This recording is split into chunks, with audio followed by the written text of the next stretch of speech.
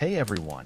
Tonight we kick things off by diving into the extraordinary journey of Miyamoto Musashi, the iconic Japanese swordsman, artist, and philosopher whose indomitable spirit redefined the essence of the samurai code. From his untarnished record in combat to the timeless wisdom etched into the Book of Five Rings, Musashi's legacy echoes across centuries, igniting inspiration in warriors of both blade and intellect. Before you settle in, hit that like button and subscribe, but only if you genuinely vibe with what I'm putting out there. Drop a comment letting me know where you're tuning in from and what time it is for you. It's wild seeing this community span the globe.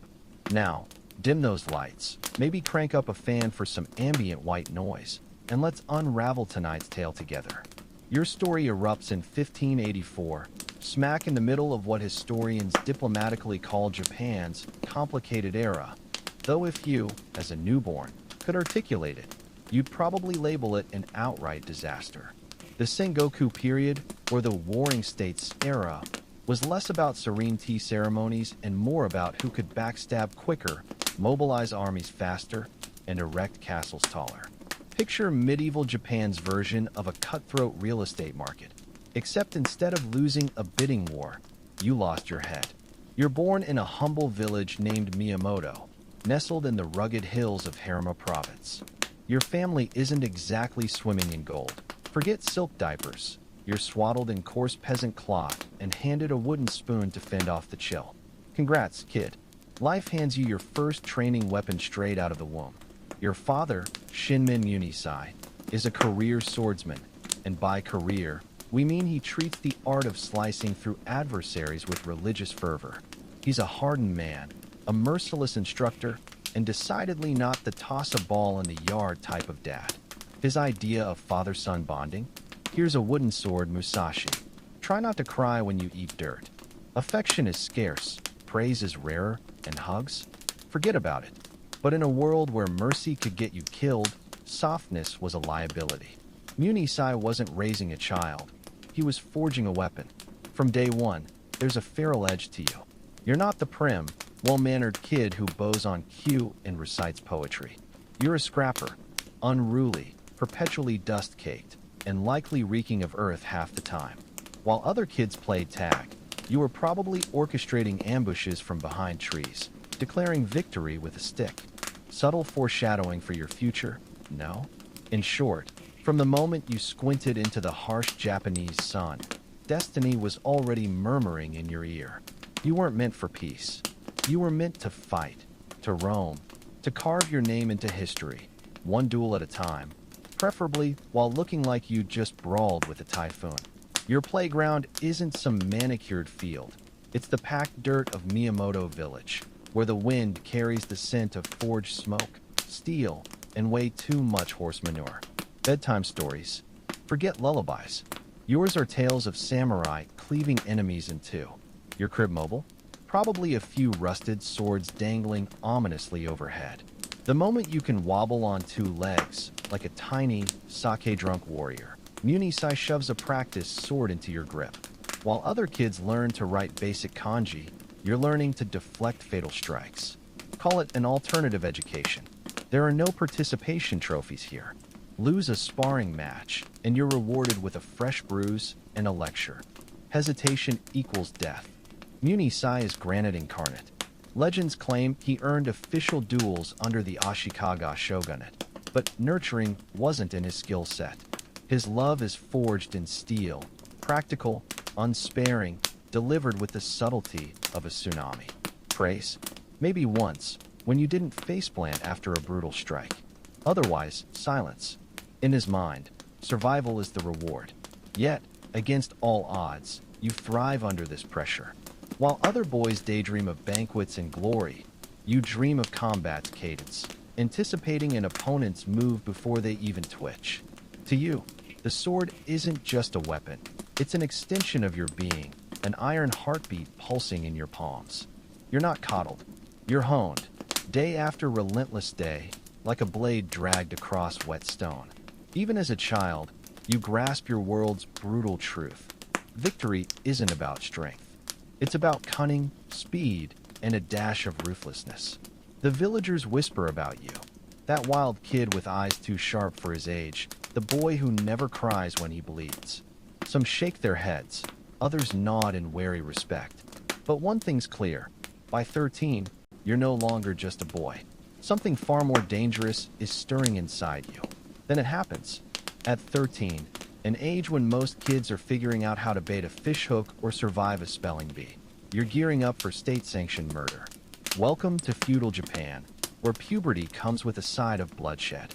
A traveling samurai named Arima Kihei swaggers into town. A cocky martial artist convinced no village brat would dare challenge him. Big mistake. Word spreads like wildfire. Musashi's dueling a real samurai. The villagers gather, murmuring, placing discreet bets. Even your family watches you like a lamb trotting into a wolf den. The moment your wooden practice sword cracks against Arima Kihei's skull, time fractures into shards of disbelief. Blood purls along his temple as he crumples. A grown samurai felled by a teenager wielding what's essentially glorified kindling. The villagers' gasps hang thick in the air, their bets suddenly worthless. Your father's face flickers between pride and something darker. The dawning realization that the weapon he forged might soon surpass its maker. But you? You feel nothing but crystalline clarity. That first kill awakens something primal in your marrow. Not bloodlust, not cruelty. Just the bone-deep certainty that you were never meant to till fields or kneel before lords. The scent of iron lingers under your fingernails for days, a metallic whisper. This is your language. At 15, you make a choice that would terrify men twice your age. With no farewells beyond a curt nod to your stoic father, you stride beyond Miyamoto's straw-thatched roofs carrying only your swords and the clothes stiffened with old sweat. No packed provisions, no sentimental trinkets, just the calluses on your palms and a hunger no village could satisfy. You become ronin, masterless, untethered, a storm given human form. The road greets you with its teeth bared. You sleep curled against tree roots that jab your ribs, your cloak reeking of campfire smoke and damp earth. Meals are stolen persimmons, half-rotten river fish eaten raw when the hunger gnaws too sharply. Peasant children scatter when you approach, their mothers hissing warnings about the Kijin, the demon man who walks alone. Yet in this harshness, you find unexpected freedom. The wilderness becomes your true dojo. Morning mist teaches you patience as it unravels across valleys. The way crows mob a wounded hawk reveals tactics no scroll could capture. You duel itinerant monks for crusts of bread, their staff strikes schooling you in rhythm. A drunken spearman at a roadside and becomes your unwitting teacher when you realize his left knee buckles after 3 thrusts. Every encounter etches new lessons into your flesh. By 17, your reputation slithers ahead of you like a shadow. At a Kyoto gambling den, you overhear 2 armored samurai trading rumors. They say he took down the Yoshioka's senior disciple using a fishing net. I heard he meditates in graveyards to commune with dead warriors. You smirk into your sake. The truth is far stranger. Last month, you indeed fought with a net, because you'd pawned your sword for a hot meal. The polished nobility sneer at your sun-leathered skin and frayed hakama, but their disdain melts when you draw steel. You've developed a style as untamed as your appearance. No ceremonial flourishes, no wasted motion. Where traditional kenjutsu values elegant stances, you fight like a landslide, brutal, direct, exploiting every split-second hesitation. A merchant's son challenges you at a moonlit crossroads, his family blade gleaming. You end it with a single downward strike that snaps his collarbone, the crisp pop echoing like a winter branch giving way. Yet for all your victories, the road exacts its toll. Frostbite gnaws your toes during winter wanderings. Summer droughts leave you licking dew from leaves. Once, delirious with fever in an abandoned shrine, you hallucinate your own skeleton grinning back from a rain barrel. But these trials forge you harder than any smith's hammer. When you catch your reflection in a stream, wild-haired, eyes burning with feral intensity, you no longer see a boy from Miyamoto. You see something raw, something alive. The greatest lesson comes not from combat, but from observing a spider in a mountain cave. For 3 days, you watch it rebuild its web after storms tear it apart. Never frustrated, never weary. Adapt or perish. You carve the words into your wooden scabbard that night. By 19, you've distilled swordsmanship to its essence. Discard what's unnecessary. Move with purpose, strike without doubt. The sword isn't a weapon. It's an extension of your will. When a gang of bandits ambush you near Lake Biwa, you don't see 5 men. You see 5 weaknesses. The leader's overconfidence makes him slow to raise his guard. The youngest shakes so badly his spearhead quivers like a reed. You dispatch them with methodical precision, their blood patterning the autumn leaves in Rorschach blooms. Afterward, you pause to watch a maple leaf pirouette onto a corpse's open palm. A fleeting moment of beauty amidst carnage. That night, you sketch the scene in charcoal on a scrap of stolen paper, the first stirrings of artistry awakening alongside your killer's instinct. By your early 20s, you've become a living paradox, a swordsman whose appearance sends seasoned warriors reaching for their hilts, yet whose soul thrums with an artist's sensitivity. Your calloused fingers now dance across brush handles with the same lethal precision they wield swords. In the quiet hours before dawn at a rural temple, you paint cranes taking flight on a scrap of silk, their wings mirroring the arc of a perfect strike. The monks whisper that your ink strokes carry Tetsuzui no Myo, the marvelous weight of iron. The Yoshioka school becomes your crucible. When you stride into Kyoto's martial heartland, still smelling of pine resin and unwashed leather, their disciples sneer at your straw sandals patched with bark fiber. Their leader Seijiro receives you in a courtyard lined with cherry trees, petals drifting onto spotless white dueling armor that probably costs more than your entire village's annual rice yield. Ronin, he says the word like it's a disease. You may withdraw with dignity. You answer by snapping a dead branch from a nearby tree. The gasp from his students is almost comical. What follows isn't a duel. It's demolition. Seijiro moves like a poem. Every stance textbook perfect. Every feint graceful as calligraphy. You move like a wildfire. When his tachi flashes toward your throat, you're already pivoting on your left heel, the branch cracking against his wrist with the exact force needed to shatter small bones. His scream scatters the cherry blossoms as his sword clatters on stone. The aftermath tastes sweeter than victory. As you walk past the kneeling Seijiro, his face ashen with pain and humiliation, you flick a petal from your shoulder. No words, just the crunch of your makeshift weapon underfoot. But the Yoshioka are hydra-headed. Denichiro comes next, all coiled rage and familial duty.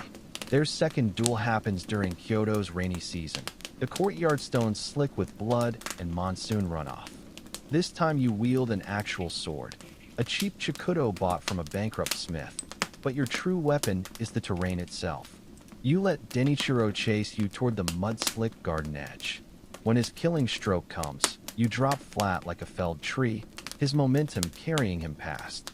Before he can recover, your elbow slams into his kidney with the precision of a temple bell striker. His collapse sends a wall of muddy water arcing through the air, a grotesque parody of the elegant water-ink landscapes you've been practicing. The Yoshioka's final gambit reeks of desperation. Madashiro, barely 16 with peach fuzz on his chin, stands trembling in the dawn light as dozens of armored clansmen hide in the surrounding buildings. You smell their sweat and metal before seeing them, so you arrive 3 hours early. What happens next becomes legend. Some say you cut down Madashiro mid-bow. Others claim you beheaded him with a single stroke, so clean his body took 3 steps before falling. The truth is simpler. You walk through their ambush like a scythe through wheat, your twin swords, finally proper weapons after pawning Denichiro's armor, painting the wooden walkways crimson. By the time the archers knock their arrows, you're already vanishing into the morning mist, a phantom with bloodied sandals and a newfound understanding. Honor dies when fear takes root. That night in a trapper's hut, you sketch the battle from memory, not as a boast, but as study, the angles of fallen bodies, the spray patterns of arterial blood. Your brush captures the moment a spearman's eyes widen when he realized you'd stepped inside his killing range. This too is strategy. When news spreads of the Yoshioka's dissolution, something shifts in you. The petty duels, the posturing, it all feels like children squabbling over wooden swords. You begin declining challenges unless the opponent intrigues you philosophically. At a hot spring inn, you spend 3 days debating Zen koans with a blind masseur instead of fighting the local dojo's champion. Your swords rest untouched as you trace kanji in the steam-clouded mirrors. He who knows does not speak. He who speaks does not know. Yet the warrior's fire still burns. When bandits torch a peasant village near Mount High, you hunt them through the autumn woods not for glory, but because their cruelty offends some newly awakened aesthetic sense. You leave their heads arranged in a grotesque circle around their campfire, the flames casting shadows that make the corpses seem to bow toward the center, your own twisted matsuri of justice. The duality crystallizes one winter morning. You sit naked in a frozen waterfall's plunge pool, meditating until your lips turn blue. When a wandering monk pulls you out half dead, you croak not about enlightenment, but about how the ice patterns on your skin resembled the grain in tempered steel. The monk sighs and wraps you in his only blanket. Later, you repay him by carving his walking staff into a dragon that seems to writhe in the firelight. The legend of Ganryujima begins not with steel, but with silence.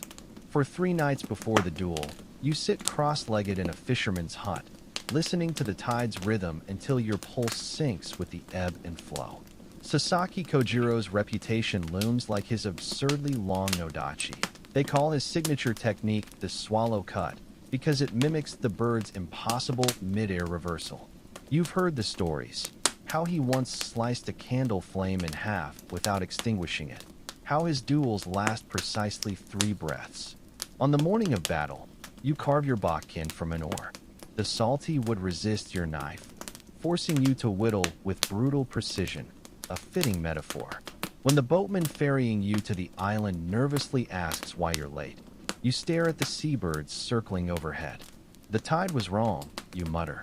Truth is, you wanted Kojiro's patience to fray like sun-bleached rope. The scene on Ganryujima's narrow beach unfolds like a staged tragedy. Kojiro stands framed by pines, his lavender kimono immaculate, the nodachi resting on his shoulder like a silver crescent moon. His students form a tense semicircle, their sandals scuffing the sand in barely contained fury. You look like something the tide coughed up, hair matted with salt, trousers stiff with dried fish guts, your sword still smelling of boat varnish. Kojiro's nostrils flare when you toss the scabbard aside. You insult me with wood. His voice carries the cultured lilt of Kyoto aristocracy. You answer by kicking sand into his eyes. What happens next lasts less time than it takes to boil water. Kojiro's blade sings through the space where your neck should be, but you're already crouching, your bakkin rising like a striking viper. The crack of oak against temple echoes across the strait. For a heartbeat, the great Sasaki Kojiro remains standing, his eyes wide with something between disbelief and mathematical admiration. Then he topples like a felled cedar, his nodachi embedding point first in the sand like a grave marker. Silence. Even the gulls stop screaming. You expected triumph. What you feel is hollowness, as if you've swallowed the island's shadow. Kojiro's students are statues, some clutching sword hilts, others openly weeping. One drops to his knees and vomits into the surf. You turn away, not from guilt, but because you suddenly understand. This was never about Kojiro. It was about proving to yourself that perfection could be shattered. The return boat ride is worse. The fisherman won't meet your eyes, his knuckles white on the oars. When you hand him the bloodstained bakkin, he flinches as though you're offering a venomous snake. Burn it, you say? By the time the dock appears through the mist, you've decided to never duel again. Except you do. Not for glory, not for survival, but because the world keeps thrusting mirrors before you. A month after Ganryujima, a brash young samurai challenges you at a crossroads, spouting nonsense about avenging Kojiro. You break his arm with a fan. Another time, 3 spearmen ambush you outside a brothel. You disarm them using a sake barrel lid. Each victory feels emptier than the last, like drinking from a gourd with holes. The nightmares start in earnest during your 28th year. Not of battles lost, but of opponents you've killed blinking back to life. Their wounds healed, their swords ready. Kojiro always appears last, his skull knitting itself together as he asks in that aristocratic drawl, "Was it worth it?" You wake clutching your chest, half expecting to find the Bakken's phantom impact still there. Art becomes your atonement. In a mountain hermitage, you paint the same waterfall scene 17 times, each attempt striving to capture how the light fractures on the cascade's curve, the way a swordsman's gaze must fracture across multiple threats. When a wandering nun critiques your brushwork as overly aggressive, you spend days perfecting the delicate veining of a maple leaf until it trembles with lifelike fragility on the paper. Your swords gather dust. Then comes the morning you find yourself staring at a spider's web jeweled with dew, paralyzed by its geometry. For hours you observe how each strand tenses and relaxes with the breeze, how the spider remains motionless at the center, aware of every vibration, yet utterly still. The realization strikes like your old Bakken's kiss. True mastery isn't domination, but harmony. That night, you burn your accumulated paintings in a ritual bonfire, watching the embers rise like fireflies toward the stars. When the local magistrate sends messengers begging you to train his troops against an impending rebellion, you gift him an ink painting of scarecrows in a barren field. The baffled official nearly chokes when you explain, "Armies are like these straw men, impressive until the wind changes." The final break comes during autumn's peak. You stand atop of Vermilion Temple Gate, watching a meteor shower streak across the heavens. In that moment, the last threads of your warrior's pride unravel. The next day, you present your dual swords to the temple's blind abbot, their blades polished to mirror brightness. "For your roof charms," you say? The old monk runs his fingers along the steel and smiles. "They'll make fine nails." As you descend the mountain path, lighter, unarmed, a single maple leaf drifts onto your shoulder. You let it stay there all the way to the valley. The cave chooses you as much as you choose it.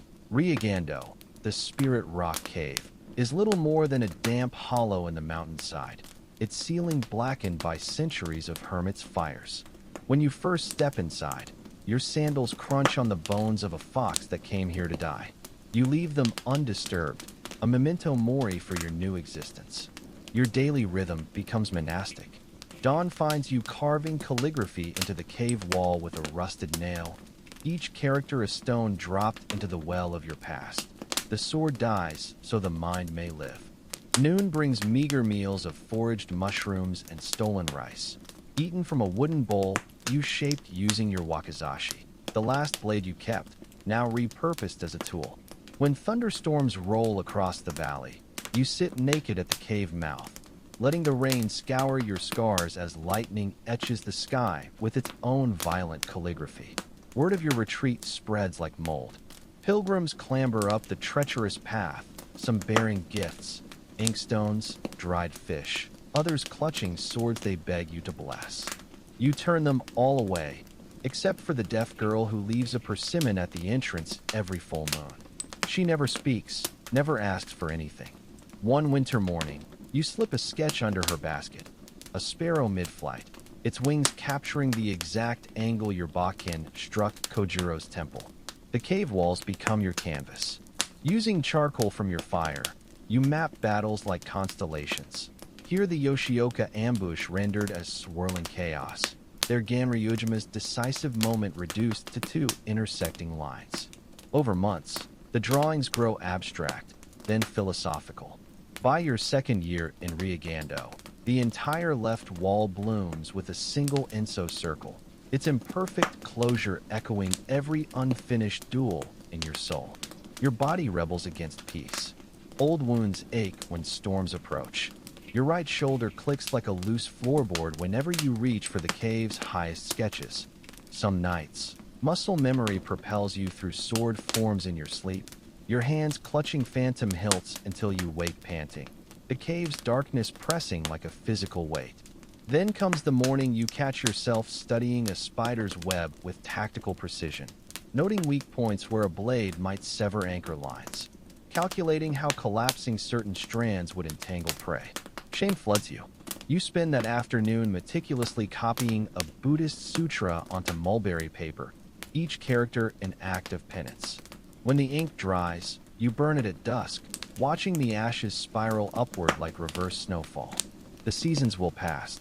Your hair, now streaked with gray, mats into a single wild tangle that smells of wood smoke and damp stone. The villagers' children whisper that you've learned to speak with bats. In truth, you've simply grown attuned to their ultrasonic debates about whose turn it is to nest in your ceiling crevices. One autumn evening, as you grind ink for your daily writing, the stone slips from your fingers. For the first time in 40 years of swordsmanship, your hands betray you. The realization settles like dust. Even the sharpest blade dulls with time. That night, you begin the Book of Five Rings, not as a martial manual, but as a confession. Earth, water, fire, wind, void. Each scroll takes shape between bouts of coughing. The cave's damp has settled in your lungs, and flashes of unexpected joy, like when a family of wild boars stumbles into your clearing and you sketch their startled expressions with childish glee.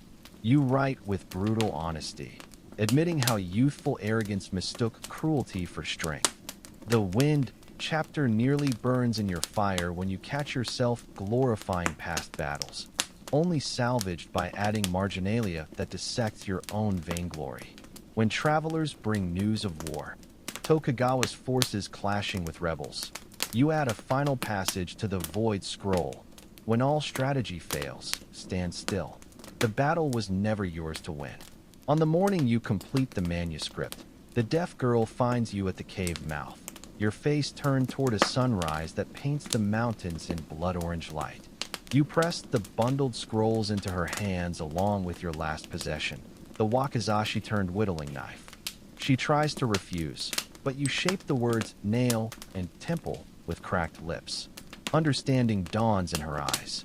As she disappears down the path, a single leaf detaches from a persimmon tree and lands in your lap. Its veins map the roads you once walked, the battles you fought, the lives you took and spared. You cradle it gently as the light fades. Death arrives not with a clap of thunder, but as a whisper of winter wind through the cave's fissures. You feel it first in your bones, a deep cold no fire can touch, seeping into joints that once moved with lethal precision. The old wounds speak in tongues. The spear gash from Yoshioka's ambush throbs in time with your heartbeat. The old arrow scar on your thigh pulses like a second mouth gasping for air. You prepare for the end as meticulously as you once prepared for battle. At dawn, you scrub the cave walls with handfuls of snow until your fingers turn blue, erasing years of charcoal sketches. Only the Enso circle remains, its imperfect closure now a private joke between you and eternity. Your few possessions are sorted with ritual care. The inkstone gifted by a long-dead monk goes beside the fire pit. The tattered copy of Lao Tzu's verses is wrapped in persimmon leaves. When you discover 3 grains of rice stuck to your wooden bowl, you eat them slowly, savoring each as if it were a course at a shogun's banquet. The deaf girl comes at moonrise, her basket heavy with turnips and a flask of hot sake. She freezes at the cave entrance, sensing the change in the air. You gesture her closer and press something into her palm, the last sketch you'll ever make. It shows 2 sparrows mid-flight, their wings intersecting at precisely the angle your swords crossed during your first duel with Kojiro. Her eyes glisten as she tucks it inside her kimono, understanding this is farewell. Night deepens. You don your last clean robe, a faded indigo garment patched at the elbows with squares cut from old dueling banners. The fabric still smells faintly of iron and pine resin, a ghost of battles past.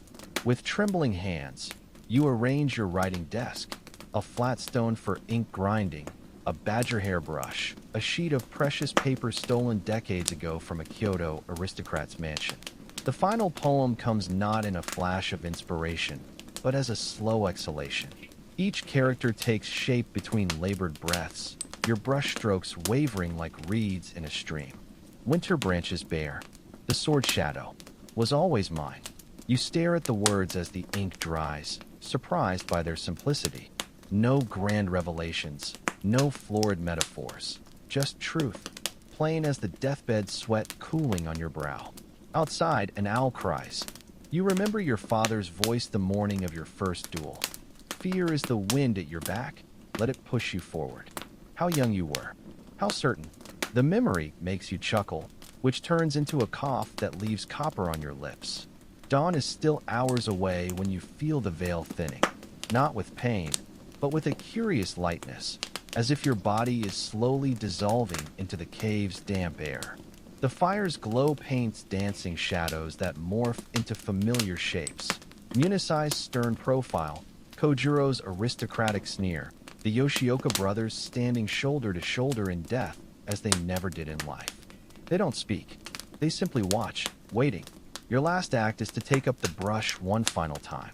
Not to write, but to paint a single stroke across the Enso circle.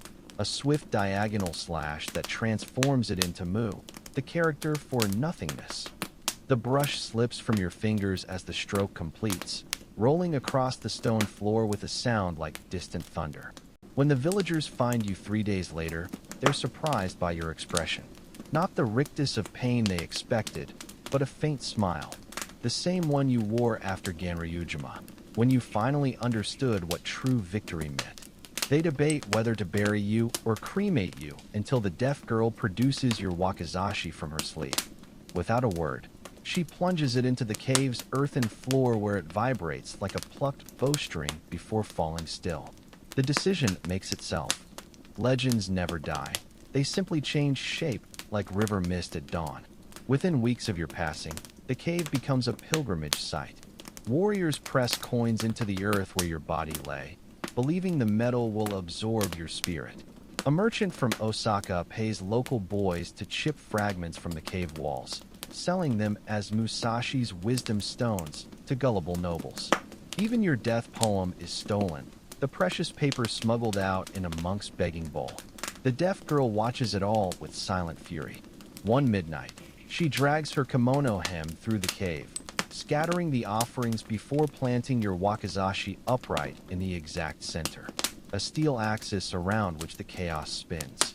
When dawn comes, pilgrims find their coins arranged in perfect concentric circles radiating from the blade, their surfaces polished to mirror brightness.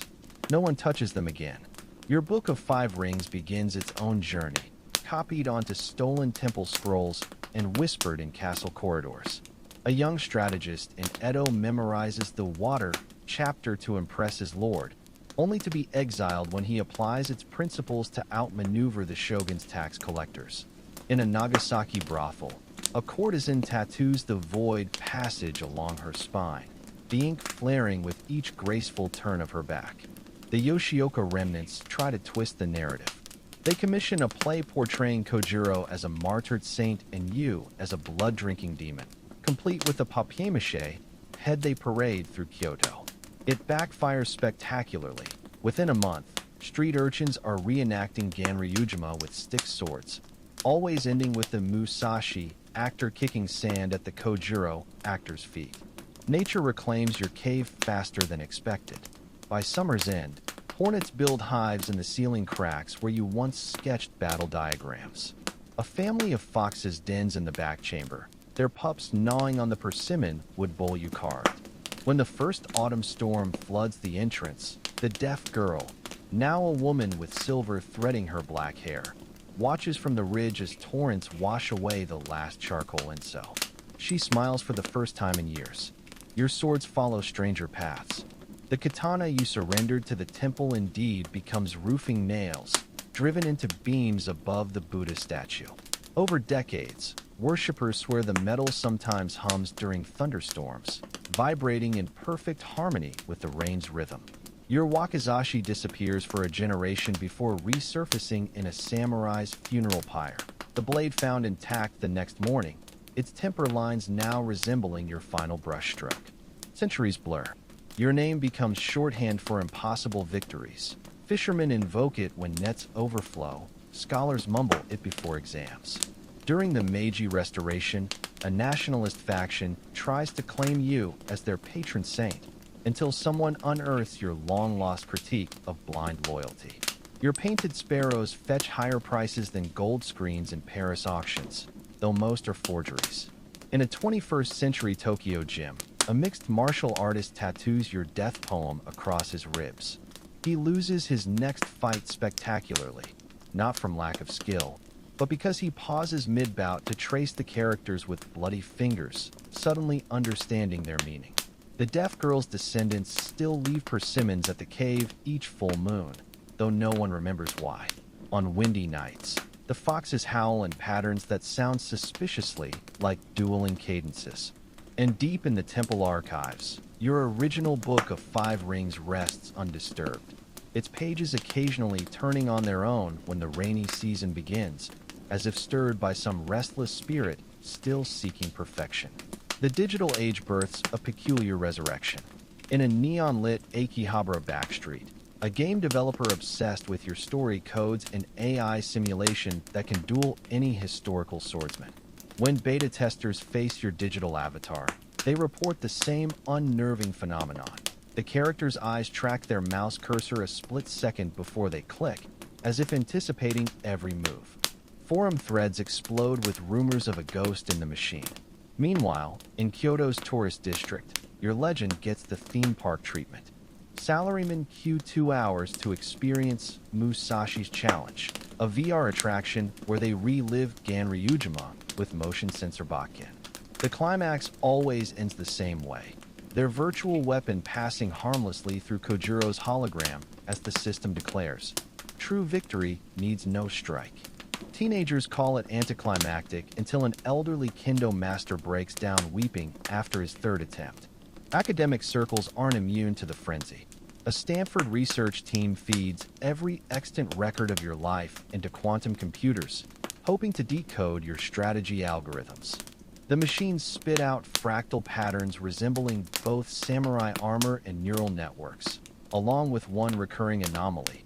In every simulation, your digital counterpart eventually abandons swordsmanship to cultivate bonsai.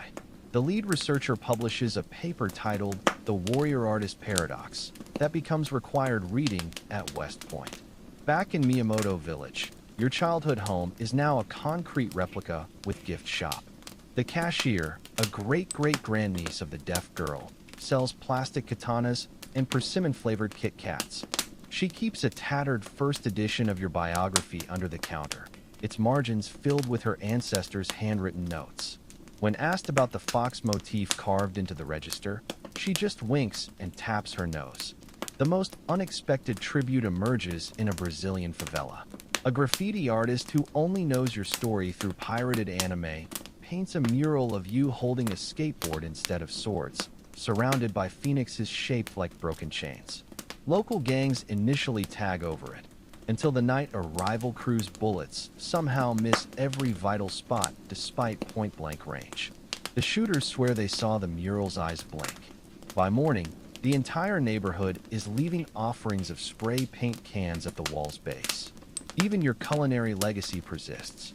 The Musashi Special at a Hiroshima okonomiyaki stand, a towering stack of pancakes layered with enough pork to feed 3 men, becomes infamous after a food critic collapses mid-meal, gasping, "It's like being beaten with a Bakken, glorious."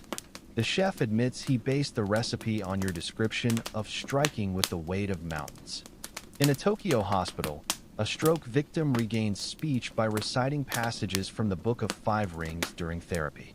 His neurologist publishes a case study showing how the rhythmic kanji activated dormant neural pathways, though she can't explain why his MRI scans temporarily showed shadowy figures resembling Edo period swordsmen.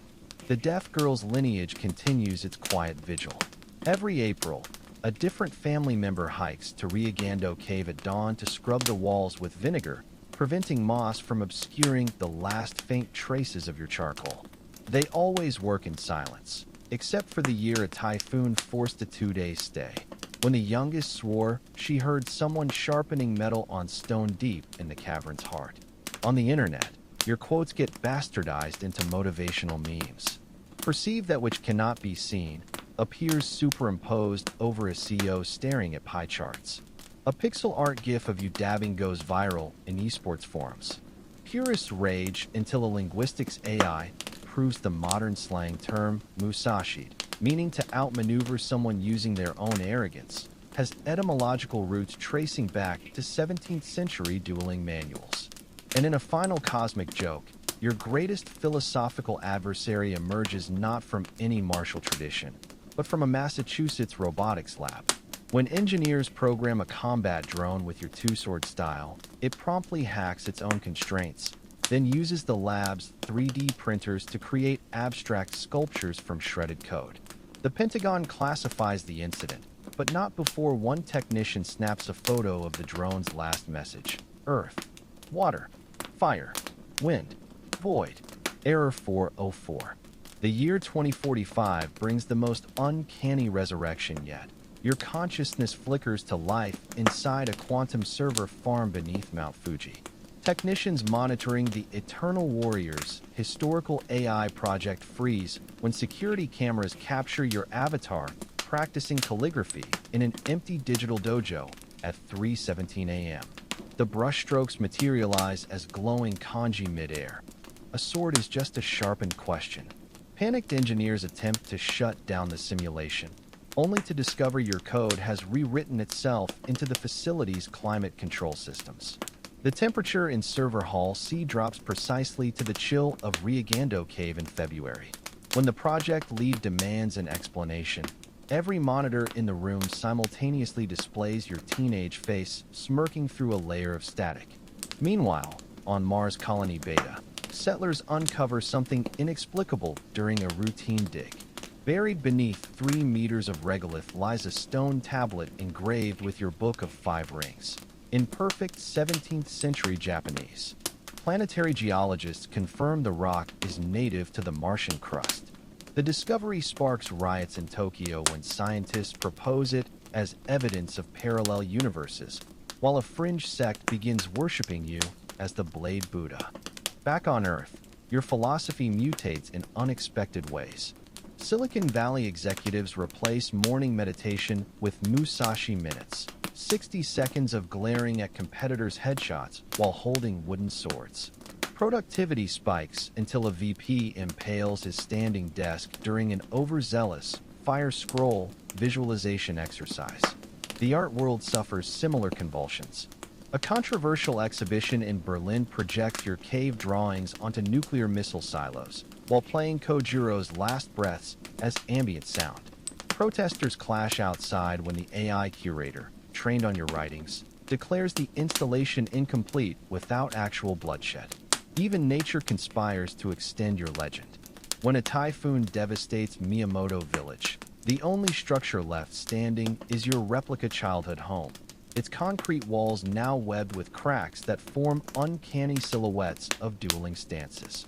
The deaf girl's descendants refuse to repair them, insisting the patterns shift during thunderstorms.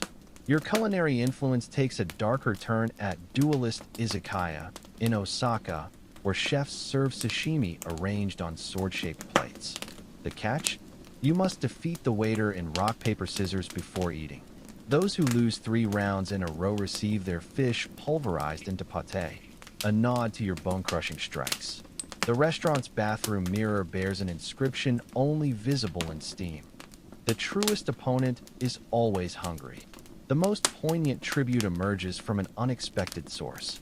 A neurodivergent girl in Stockholm who's never held a sword begins sleepwalking through perfect renditions of your two-sword style. Medical scans show her motor cortex lighting up in patterns matching ancient Kenjutsu scrolls. When shown your portrait, she signs a single word: teacher. Her parents install a persimmon tree in their backyard. As humanity stumbles toward the 22nd century, your essence fractures into 1,000 glittering contradictions. Quantum physicists quote your void scroll to explain dark matter. Underground fight clubs use biometric sensors to replicate your adrenaline levels during Ganryujima. A gene editing startup even offers Musashi mode. temporary enhancements that grant hyperfocus by mimicking your legendary pre-battle calm. Yet for all the high-tech homage, the purest echo of your spirit may reside in a Kyoto back alley. There, an anonymous street artist has painted your final moments in Ryagando Cave. Except instead of a brush, your skeletal hands clutch a VR headset. The mural's augmented reality layer shows your soul ascending into a constellation shaped like crossed swords, which upon closer inspection resolves into the Wi-Fi symbol of a nearby love hotel. The deaf girl's youngest great-grandchild, now a centenarian with eyes like frosted glass, visits this mural every equinox. She leaves no offerings, makes no prayers. She simply presses one palm against the painted cave wall and stands motionless until sunset. Locals swear the streetlights flicker in perfect dueling cadence when she walks home. The 22nd century dawns with your ghost encoded in humanity's collective unconscious. When the first interstellar colony ship launches, engineers secretly etch your death poem onto a titanium plaque beneath the cryopods.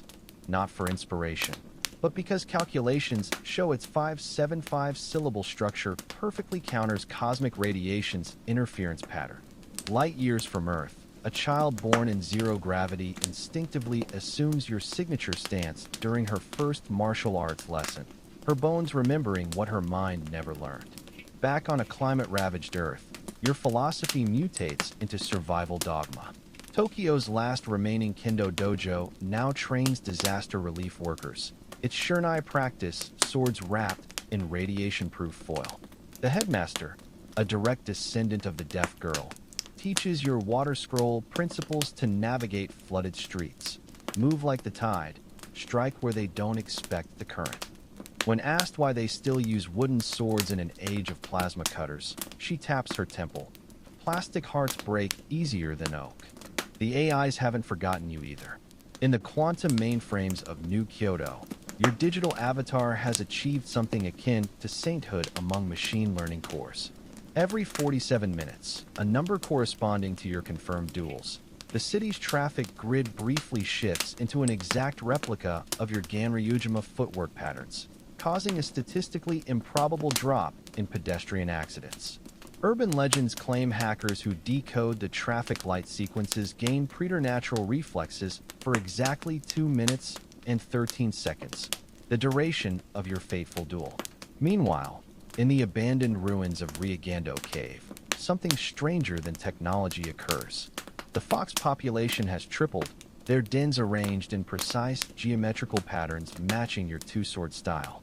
Wildlife cameras capture pups play fighting with sticks in eerily accurate recreations of your documented battles. Zoologists are baffled when genetic tests reveal elevated levels of iron and ink pigments in their bones, until a historian notices the foxes only behave this way during visits by the deaf girl's descendants. Your culinary legacy takes an interstellar turn when Mars Colony Gamma's hydroponic gardens successfully grow persimmons from seeds smuggled in a replica of your wooden bowl. The first harvest coincides with a solar flare that temporarily blinds all surveillance satellites, during which the fruit mysteriously forms kanji-shaped blemishes reading void.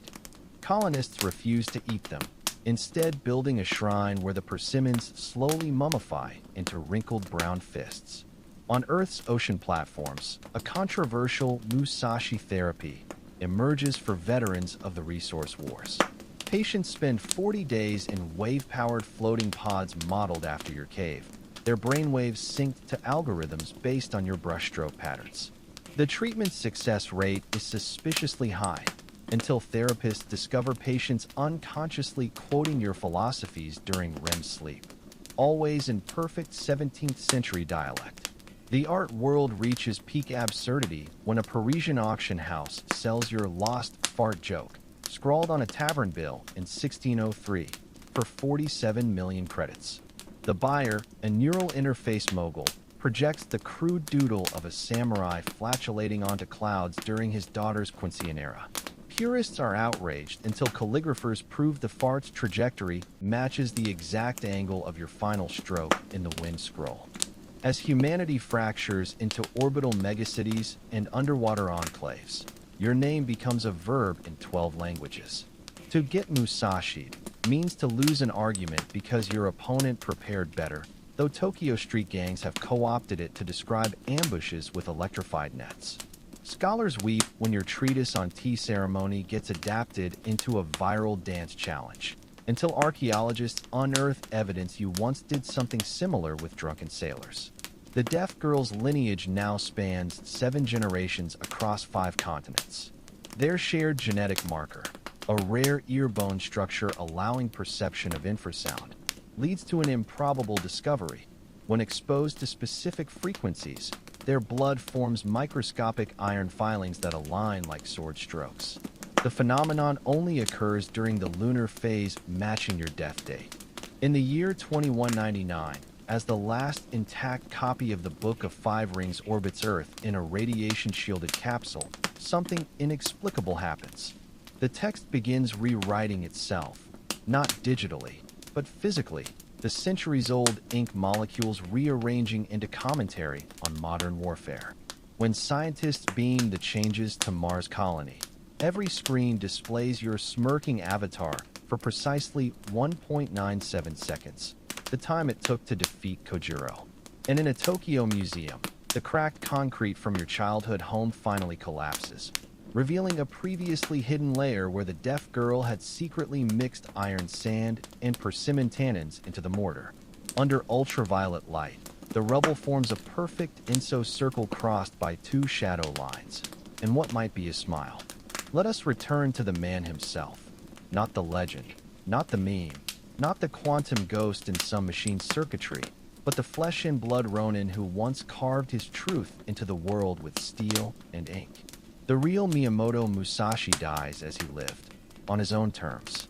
In Ryogando's cave, with spring rain whispering through the cracks, his last breath escapes not as a sigh, but as a whispered ha. The same exhalation he made after every killing strike. His body remains seated in perfect seiza, the spine straight as a sword hilt until sundown, when the deaf girl's granddaughter arrives to find his head finally bowed, as if in quiet conversation with death itself. They bury him standing up, not from disrespect, but because the grave diggers, old soldiers who fought under his banner at Osaka, remember how he always slept leaning against trees during campaigns. Let the sensei face eternity the way he faced life, growls one, hammering the wooden grave marker with the same force he once used to drive spearheads through armor. The marker bears no flowery epitaph, just 3 characters burned deep with a stolen smithy's poker. Walked. Saw. Understood. His possessions are few, but telling. The patched indigo robe, now containing exactly 62 mints, 1 for each confirmed duel.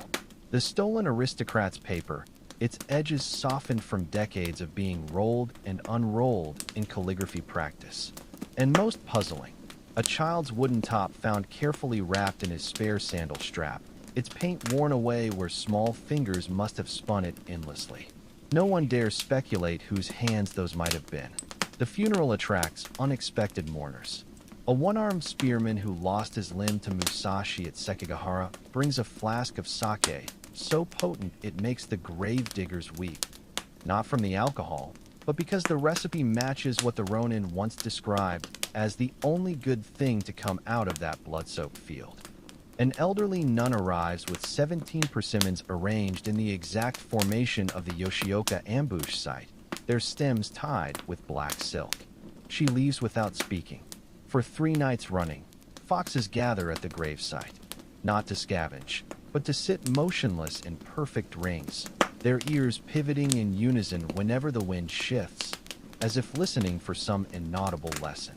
On the 4th morning, villagers find the earth disturbed in a pattern matching the footwork from Nitin Ichiryu's most advanced kata. The local priest declares it a miracle. The deaf girl's descendants quietly replant the area with wild chrysanthemums. Your Book of Five Rings begins its slow metastasis through Japan's martial world.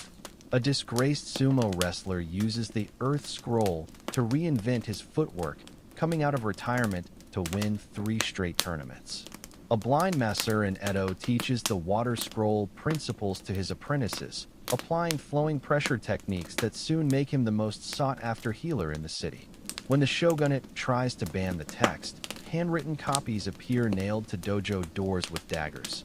Every blade notched at precisely the angle Musashi's bakkin struck Kojiro's skull.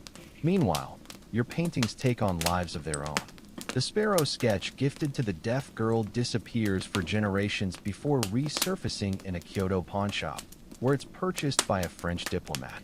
He frames it beside a Monet water lily, only to wake one night, finding the sparrow's wingtips have extended themselves across the impressionist petals in faint ink strokes.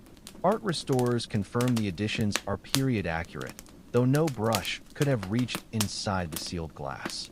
Your swords follow stranger paths.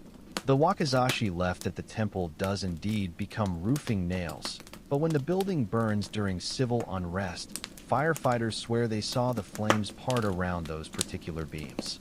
Your katana gets smuggled to Satsuma province, where a smith reforges it into a farming sickle. The village using it reports record harvests for 7 straight years, until the blade mysteriously shatters during a moonless night, the fragments forming a near-perfect Inso circle in the rice paddy mud.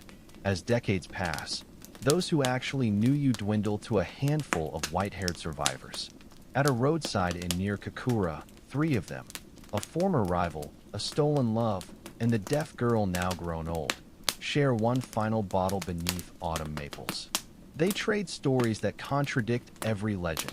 How you wept after your first kill despite the bravado, how you secretly paid for an orphan's education after maiming his father in a duel, how you once got spectacularly drunk and tried, and failed, to paint a self-portrait using squid ink and a potato. When the bottle empties, the deaf woman traces a single kanji in the dust, kaze, wind. The other's not. It's the perfect epitaph for a man who was never truly there when you looked directly at him, but whose presence could topple empires when you turned your back. The maple leaves fall like abandoned sword strokes as they disperse. None will meet again in this life. The world keeps spinning, but something fundamental shifts in the wake of your passing. In the mountains near Ryagando, wild boars begin avoiding the cave entirely, their trotters tracing wide arcs as if repelled by invisible blades. Local hunters whisper of finding fresh persimmon seeds arranged in perfect circles at the cave mouth every full moon, though no human hand could have placed them. The deaf woman's granddaughter, now an old midwife with fingers strong enough to crush walnuts, tends to these strange offerings with the solemnity of a shrine maiden. Your philosophy takes root in unexpected soil. A disgraced kabuki actor, having memorized the Book of 5 Rings during his exile, stages a one-man play where your life is told through the lens of no theater's 5 categories. The Earth act features you as a young brawler, stomping the boards so hard the ceiling lanterns tremble. Water sees you duel Kojiro with scarves instead of swords, the silk rippling like the Kanmon Straits tides. When the shogun's censors demand removal of the Yoshioka massacre scene, the actor responds by performing it in total silence, his body angled exactly as witnesses described your stance during the ambush. The resulting uproar makes the production legendary. Meanwhile, your art begins haunting collectors. A Kyoto merchant who purchased your last surviving ink landscape wakes screaming when the moonlit pines in the scroll appear to shift positions nightly. His wife secretly consults a blind shaman, who declares the painting contains your restless Tama, not trapped, but choosing to linger. They donate it to a remote temple, where monks report the ink strokes change subtly during thunderstorms, as if reacting to atmospheric electricity. The swords you left behind develop peculiar reputations. The sickle forged from your katana becomes a village treasure in southern Kyushu, until the day it cleanly severs an iron plowshare without denting. When examined, the blade shows no trace of the impact, its edge still bearing the microscopic serrations from your final sharpening. Farmers begin leaving offerings of salt and charcoal at its storage shed, treating the tool with the reverence once reserved for ancestral blades.